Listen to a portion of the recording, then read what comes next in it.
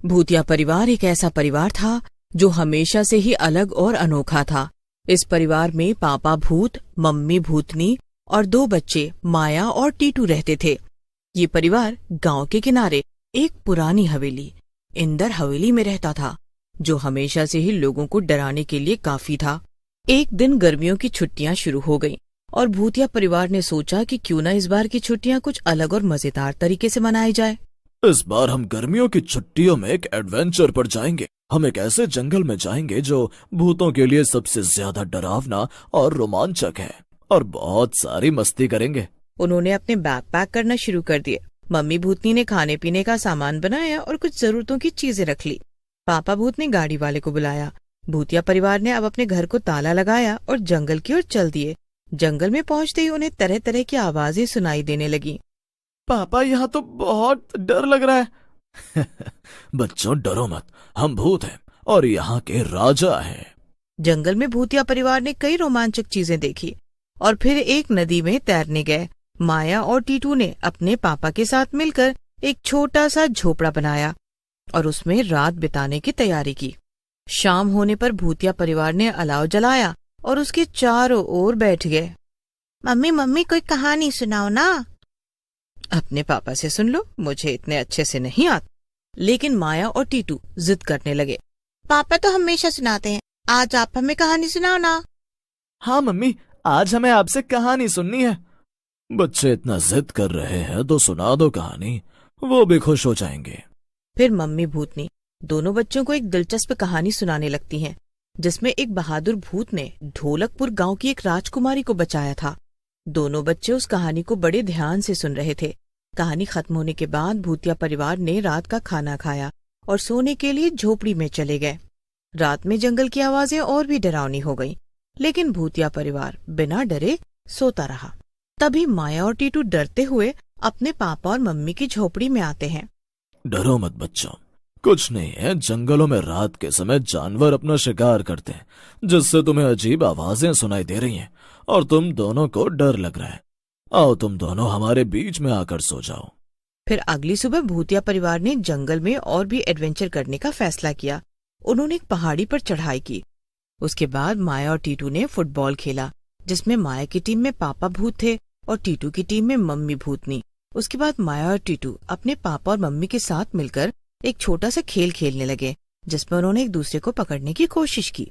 दोपहर के समय भूतिया परिवार ने खाना खाया और आराम किया। जब शाम हुई तब भूतिया परिवार ने एक छोटे से तालाब में तैरने का फैसला किया। मैं नहीं जाऊंगी तालाब में तैरने के लिए, मुझे तो डर लगता है। बेटा, कुछ नहीं होगा, मैं हूं ना। आ जाओ तालाब में, इसका पानी बहुत ज्यादा ठंडा है, जिसके कारण तुम्हें गर्मी भी नहीं लगेगी और एडवेंचर का मजा आएगा। कितनी डरपोक है, भूत होकर भी पानी से डरती है।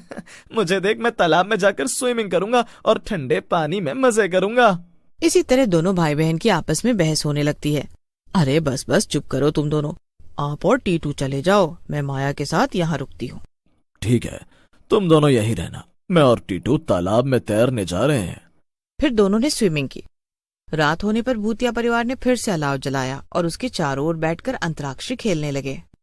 मैं निकला ओ गड्डी लेके, एक मोड़ आया, मैं उथे दिल छोड़ आया। अनदेखी अनजानी सी, पगली सी, दीवानी सी, जाने वो कैसी होगी रे। इस तरह सब बारी बारी गाना गाकर रात का मजा लेते हैं। चलो बच्चों, अब रात बहुत हो गई है, सोने के लिए अपने अपने झोपड़ी में जाओ। अगली सुबह भूतिया परिवार ने अपनी गर्मियों की छुट्टियों को यादगार बनाने के लिए कई और रोमांचक योजनाएं बनाई।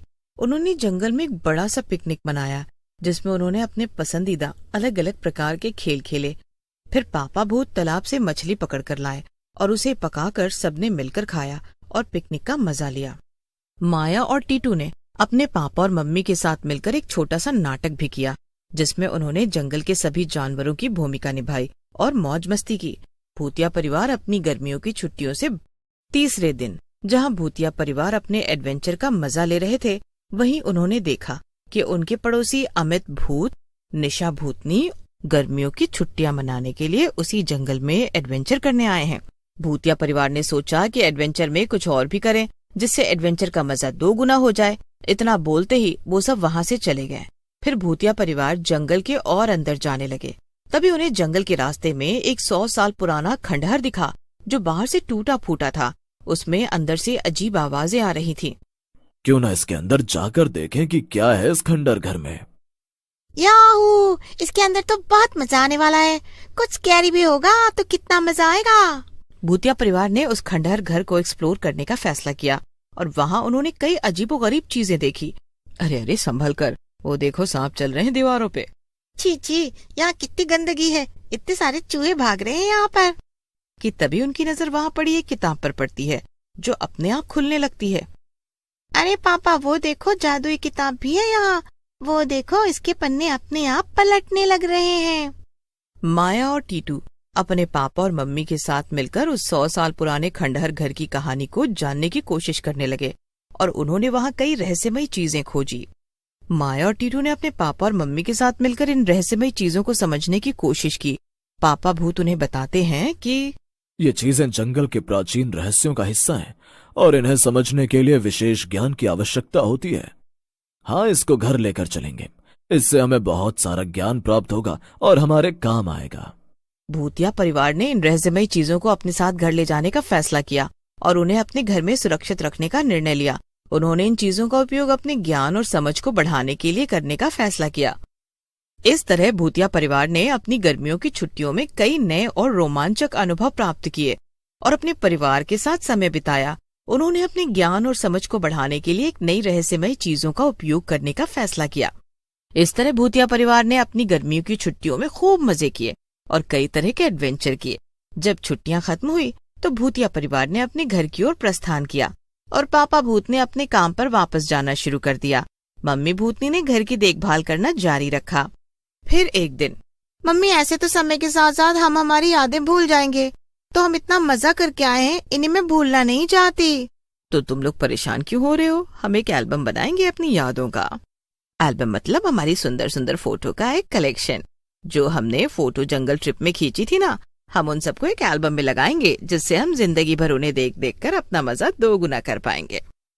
और फिर माया और टीटू ने अपने पापा के साथ मिलकर एल्बम को सजाया और अपनी पसंदीदा तस्वीरों का एक फ्रेम भी बनवाया, जिसे उन्होंने अपने घर में एक विशेष स्थान पर लगा दिया, जिससे कोई भी अंदर बाहर जाएगा तो उसे वो तस्वीर दिखेगी। ये चीजें जंगल के प्राचीन रहस्यों का हिस्सा हैं और इन्हें समझने के लिए विशेष ज्ञान की आवश्यकता होती है। इससे हमें बहुत सारा ज्ञान प्राप्त होगा और हमारे काम आएगा। तो हम क्या कर सकते हैं? अभी हम छोटे हैं, हमारे पास शक्तियां भी तो नहीं है जो हम जादू से अपने भूतकाल को देख सकें जब मन करे। इस ट्रिप से हमने क्या सीखा बताओ? मैं बताऊं। हमने सीखा कि परिवार के साथ जंगल में भी मजा कर सकते हैं। बिल्कुल सही। इस समर वेकेशन से हमारी सीख यही है कि जिंदगी का मजा अकेलेपन में नहीं, बल्कि अपने परिवार के साथ समय बिताने में और नए अनुभव प्राप्त करने में है। अगर सब साथ हैं तो खुशियों का माहौल अलग ही बनता है।